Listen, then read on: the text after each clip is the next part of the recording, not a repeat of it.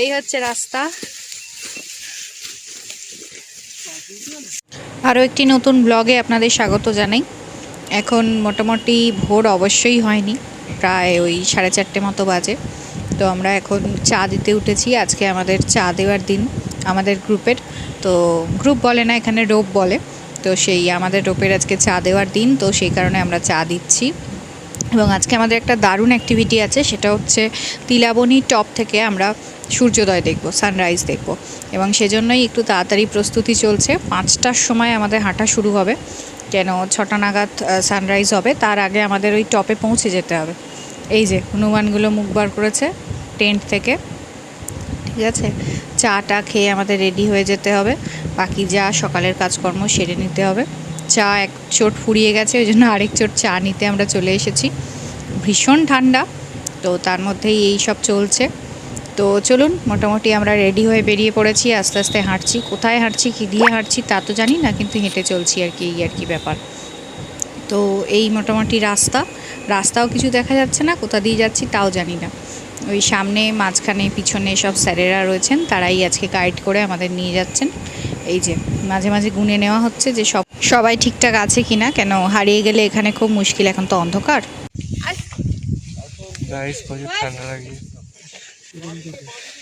গরু দেখছে না, তাড়াতাড়ি দেখ না এইদিকে।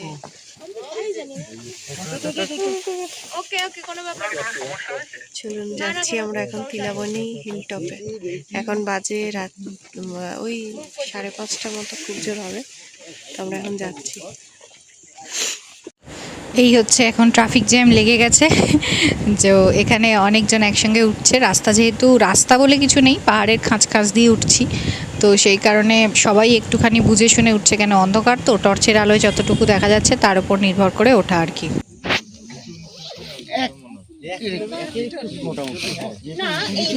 বার্ষিকতে যাওয়ার সময় আমার লেখা থাকে না, এত কিলোমিটার এত কিলোমিটার এত কিলোমিটার, 5 কিলোমিটার উঠলাম, 5 কিলোমিটার নামলাম, এটা তো সেটা বলা যাচ্ছে। শঙ্খ না, আমি কোমরে বাঁধবো, এটা বেঁধে নিন, কিন্তু রাস্তা হাত শঙ্খ, হ্যাঁ অবশ্যই অবশ্যই। আবার গলিয়ে ফেলবো আর জ্যাকেটটা না সামনে ছিল, চেইনটা খুলে যাবে। হ্যাঁ ওইটাই হচ্ছে, আবার গলিয়ে ফেলবো, নিলে হবে না। সৌভিক কথা গেল। প্রায় তিলাবনী টপের কাছাকাছি চলে এসেছি। কুত্তার মতো হাঁপাতে হাঁপাতে। নিয়ে নাও, লস্ট অ্যান্ড ফাউন্ডে দিয়ে দেবে। কার তুলছো? তোকে তুলছি। এত জায়গায় গেছি, এবার মনে হচ্ছে সত্যি বুড়ো হয়ে গেছি, আর পাচ্ছি। তাহলে এবার বিয়ে কর। সর্বনাশ করেছি। এইদিকে রাস্তা বলে আলাদা করে কিছু চেনা যাবে না, এটাই রাস্তা। আমরা 5:10 থেকে মোটামুটি ট্রেক শুরু করেছি। সানরাইজটা আমরা তিলাবনী পাহাড়ের টপে দেখবো বলে আর কি।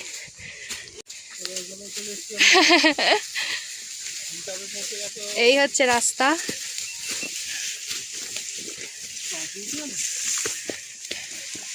চলুন যাই।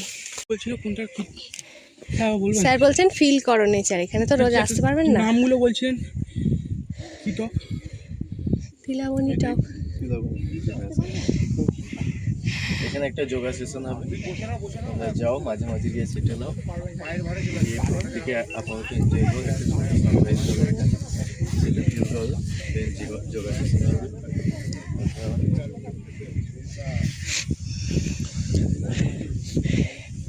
এই হচ্ছে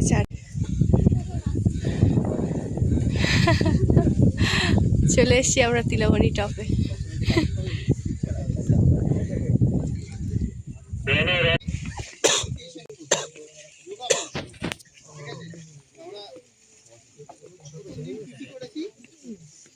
আজকে কিছু যোগা করবো, ভালো লাগবে। আমি যোগা করবো যেগুলো কালকেই পড়েছে, সুন্দর লাগে। টপ থেকে দেন সানরাইজ হবে। ইন্ডিভিজুয়াল যোগার পর একটা ইন্ডিভিজুয়াল টাইম পাবে, আমরা ইন্ডিভিজুয়াল ছবি তোলার জন্য মাইন্ডই তো ধারে গিয়ে একদম এদিক ওদিক যাবে না, ইনস্ট্রাক্টরদের বাড়ানোর মধ্যে থাকবে।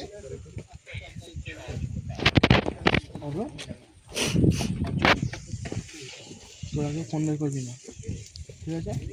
ফোন হবে একজনের কাছে। হ্যাঁ, আমার ফোনেই সব ছবি তুলে সব ছবি তুলে নিবি, তারপর দেখা যাবে। দেখি চাঁদ বদনা, দেখি তোমার মুখটা দেখি।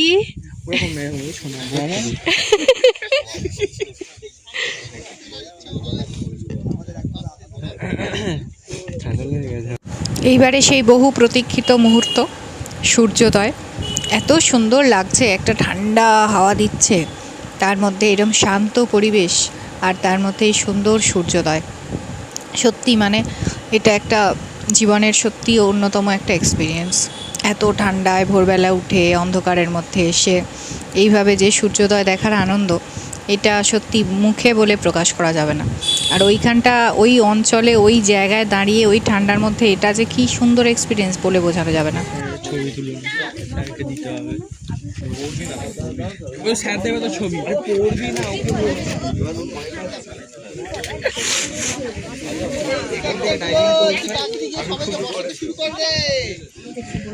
সবাই বসে যাও, সবাই সময় দেবে না ছবি তোলার। তাড়াতাড়ি বস, আয় বস।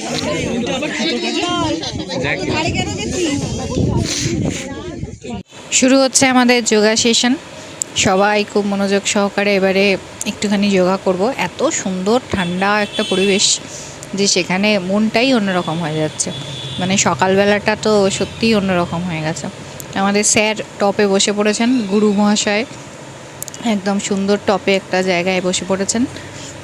তো তারপরে আমরাও এখানে নিচে বসে পড়েছি। সেই গুরুকুল টাইপের একটা ফিল আসছে, এবং বেশি গড়াগড়ি করলে কোথায় গড়িয়ে যাব তো তার ঠিক তো সেই সব মিলিয়ে বেশ একটা অন্যরকম লাগছে।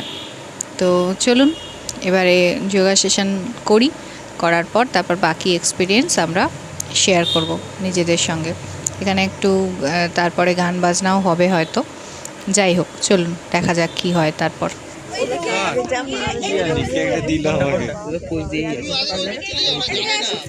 যোগা ক্লাস হয়ে গেছে, এখন আমরা নিচে নামবো।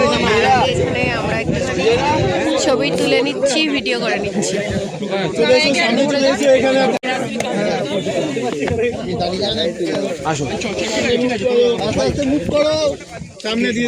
আমরা তিলাবনী টপ থেকে নামছি, এই হচ্ছে রাস্তা। একদম নাম হয়ে যায়।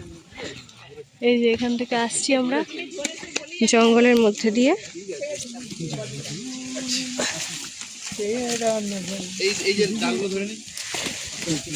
এই যে এই হচ্ছে রাস্তা, চলুন।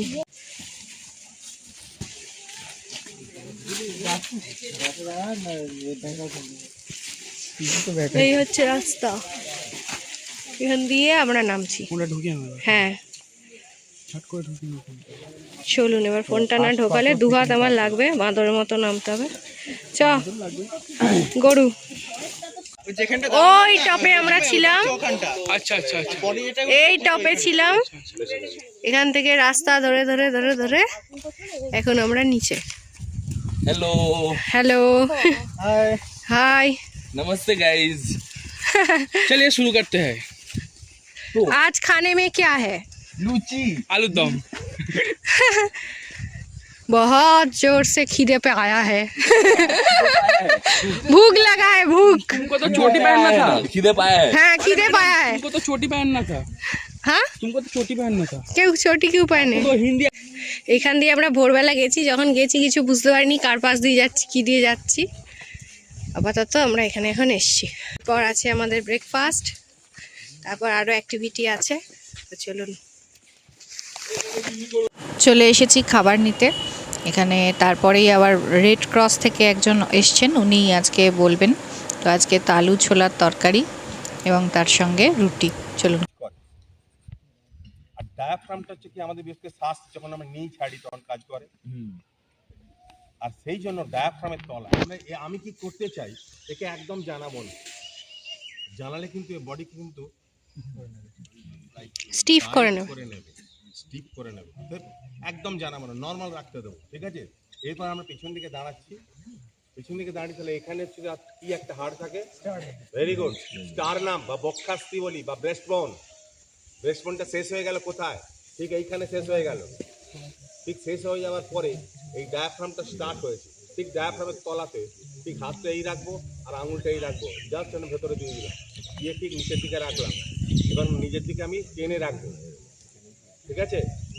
আর একটু অল্প হালকা বেন্ড করে দেবো। এবার কি করছি না, ওকে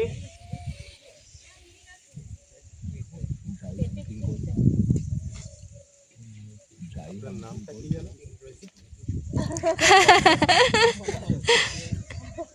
আমি কারো উত্তর নিলাম না, ওকে খালি জিজ্ঞেস নামটা কি, জাস্ট হাফ উত্তর দেবে। কি খেয়েছো হাফ উত্তর দেবে, কেন শ্বাসটাকে নিয়ে আমি থ্রাস্টটা করবো আপওয়ার্ড, তাহলে ওটা 100% বেরিয়ে যাবে। ওকে কোনোভাবেই জানতে দেবো না আমি কি করতে চাই, ওই জন্য চুপ করে দাঁড়িয়ে আছি আমি। ক্লিয়ার? একটা মানে আপওয়ার্ড থ্রাস্ট একবারে জায়গায় দুবার দেবো প্রয়োজনে, 100% বেরিয়ে যাবে। ক্লিয়ার? Thank you. চলো রেখে হাত এরকম থাকবে ঠিক এইভাবে। এবার হিল অফ দ্য পাম্প এইটা ইউজ হবে টোটাল নাম। এখানে দেখছি স্টার নাম, আর এখানে হচ্ছে রিপসের নিজের যখন একজন কয়েকজনকে ডাকবো আমি, এই স্টার নামটা লাস্ট এখানে শেষ হচ্ছে, আর শেষ হওয়ার পরে 3 আঙুল আমি নিলাম, নিয়ে দেখলাম এই জায়গাটা আমার প্রপারলি হচ্ছে। তাহলে এখানে আমি কি করছি, এখানে হাতটা এইভাবে রাখলাম, নিয়ে যখন দেবো তখন 90 ডিগ্রি অ্যাঙ্গেল থাকবে, এটা হাতটা ফোল্ড হবে না, আর আমি এরকম বসে পড়বো না, আমার থাকবে কোমরটা স্ট্রেট। আমি বলি যে স্টিফ নয় বাট স্টেডি। কতগুলো চাপ দেবো আমি সেগুলো এখন কিচ্ছু লিখিনি, লিখে দেবো এবং মুখে বলে নিই 100 to 120 Times per minute American heart research centre as per according. Madam ঠিক বলছি? একদম। আগে ছিল 80 to 100 টাইমস পার মিনিট, এখন বলা হচ্ছে 100 থেকে 120 বার। কিন্তু একটা মানুষ অ্যাট এ স্টেজ কখনো দিতে পারে না, এই জন্য এটাকে স্প্লিট করা হয়েছে, ভাঙা হয়েছে, 30টা করে চাপ দেবে। তাহলে 30টা করে চাপ দিই, তাহলে আমি কি করে থ্রো করছি, আমার বলার ধরনটা কি, এটা ম্যানিকিন। একটা মানুষকে দিতে গেলে যে সিস্টেমে দিতে হবে একেও তাই দিতে হবে। পুতুল মনে করে সেই কাজ না, এটা লোকালের দোকানে পাওয়া যায় না, তাহলে 1000 টাকা দাম এটা হয় না, একদম টোটাল একটা মানুষের হিসেবে তৈরি করা হয়। এবং হার্ট থেকে অর্থাৎ ওপরে চেস্ট থেকে হার্টের দূরত্বটা 2 ইঞ্চি থেকে 2.5 ইঞ্চি হিসেবে গ্যাপ রাখা আছে। সেই গ্যাপিংটাকে আমি মেনটেন করে ভেতরে একটা হার্ড জায়গা আছে যেটা হার্ট। আমি যখন শুরু করছি তখন আর দুটো কাঁধ ধরে নাড়াচ্ছি, চেকিং করছি, ও দাদা ও দিদি যেই যেটা হোক। বডির মধ্যে যেগুলো টাইট ক্লোদিং আছে সেগুলোকে লুজ করব, বডির মধ্যে টাইট ক্লোদিংটাকে লুজ করব। সেই প্রশ্ন আমাকে রেখেছিল যে আপনি মেয়ে মানে কোনো ভদ্রমহিলাকে পেলে আপনি দেবেন, আমি 100% দেবো। শুধু কোনো মহিলাকে আশপাশ থেকে ডেকে নিয়ে তার শরীরে যেগুলো টাইট ক্লোদিং আছে সেগুলো লুজ করে দেবো। আমি অনেস্টলি কাজ করি, আমার কাজ অনেস্টলি কাজ করা, পাবলিক প্লেসে পাবলিকের জায়গা। ঠিক আছে? তাহলে আমি এটা লক করলাম, এইভাবে রাখলাম, রেখে চাপ দিচ্ছি। 1 কতগুলো দেবো? 30টা তো। তবে 1 2 3 4 5 6 7 8 9 10 1 2 3 4 5 6 7 8 9 10 1 2 3 4 5 6 7 8 9 10। আমি 11 বললাম না 21 বললাম, কেন কথাগুলো লেন্দি। সেই কোনো 1 to 10 একটু করে রিকয়েল হতে হবে। যখন মানুষের শরীরে আমরা অ্যাপ্লাই করব একটু রিকয়েল মানে কি বাউন্সিং হতে হবে। এটা দিয়ে বলা কখনো 1 2 3 4 নো, মাঝে ওই গ্যাপিংটা দিতে হবে। তাহলে ওই 1 2 3 এই যে রিকয়েল হচ্ছে এটাকে আবার রিকয়েল করা। এইটা যখন দেব তার মানে 30টা দেব 18 থেকে 19 সেকেন্ডের ভেতর, ম্যাক্সিমাম 20 সেকেন্ডের ভেতর। তাহলে 100 থেকে 120টা দেবো, সেটা হচ্ছে 1 মিনিটে। আর 30টা যখন দেবো 19 থেকে 20 সেকেন্ডের ভেতর, অর্থাৎ একটা সেকেন্ডে 2টো করে মিনিমাম প্রেশার হবে। এটাকে বলে চেস্ট কম্প্রেশন বা বুকের ওপর চাপ বা এক্সটার্নালি, এই জন্য এটাকে বলে ইসিসি, এক্সটার্নাল চেস্ট কম্প্রেশন। আমরা এইভাবে একটা মানুষকে বাঁচাতে পারি। ঠিক আছে? এখন তবে একটা নতুন অ্যামেন্ডমেন্ট হয়েছে, ধরুন এক ছেলে আই মিন মেল পার্সন, আমি খালি বুকটা খুলে দেখে নিলাম, লুজ তো করেছি, বুকটা খুলে দেখলাম এখানে কাটা আছে, তাহলে এই লোকটা বাইপাস সার্জারি হয়েছে, সিধা হসপিটাল, কিচ্ছু করবেন না। এই লোকটার এখানে কাটা আছে, পেসমেকার, একেও কিছু করবো না, খুব তাড়াতাড়ি হসপিটালাইজ করার চেষ্টা করবো। হসপিটালে অ্যারেঞ্জমেন্ট আছে, একটা মেশিনারিজ দিয়ে হয় ম্যাডাম, এইডি মেশিন। আমি লিখে দেবো, আমি মুখে যেটা বলছি সেটা লিখে দেবো, তখন পারলে নোট করে নেবেন পরে। তাহলে আমরা এইভাবে স্টার্ট করব, আমরা 2-4 জনকে ডাকবো, এখন একটু বসে এই কাজটা সেট আপ করবো, আমি ততক্ষণ লিখে দিই। প্লিজ আসুন। অনেকগুলো কেটে গেছে, তাহলে আমি শুরু করছি কিন্তু এখান থেকে।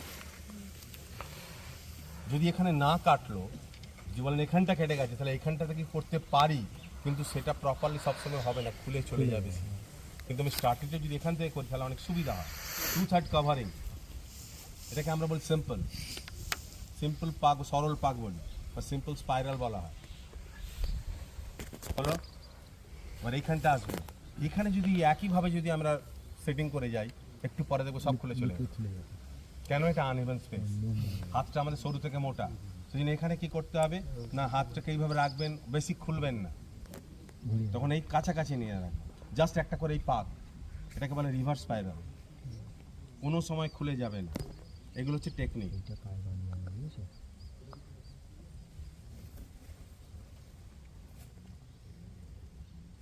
ঠিক পরপর এই লাইনে পুরো বসিয়ে যাব, যতটা কেটেছে তার সেখানটা আমি কভার করব,